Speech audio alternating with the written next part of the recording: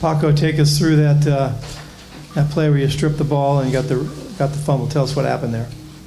We was in cover 3. Yeah, it was cover 3.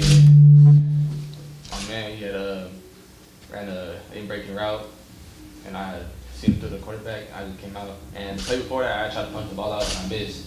This time, I hit it. So Did it look like a play where you didn't have time to make a tackle yet? You had to knock the ball loose because he was heading into the end zone. yeah, so I just seen him coming at me, and someone else was trying to tackle him. I'm not sure who else, but the ball's loose when you're running. Especially towards the end zone. The receivers tend to ease up. I think they have an easy touchdown. So I'm not sure. Have you ever done that before? No, this is the first time. Here to follow up on that, you've played football for a long time. Have you ever made a bigger play? No, I think that's a big play I haven't made in my whole career.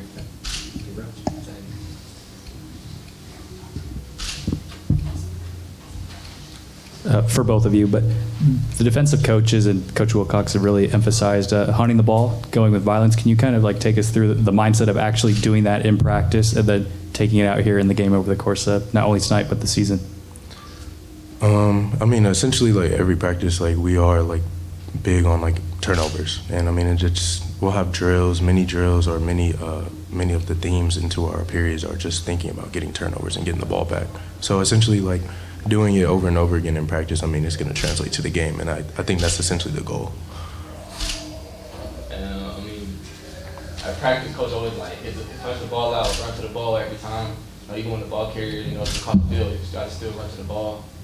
And if you run over there and you don't like attack the ball, that's 20 push-ups. It's like 20 push-ups, so that's integrated in your mind. So it came to life today. Speaking. They owe you some push-ups. They all be push-ups for sure. For sure.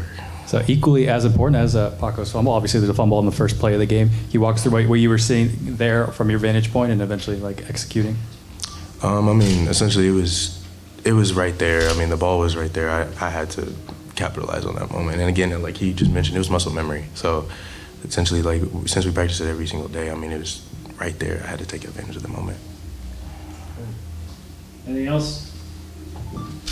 Last one. I got you, Paco.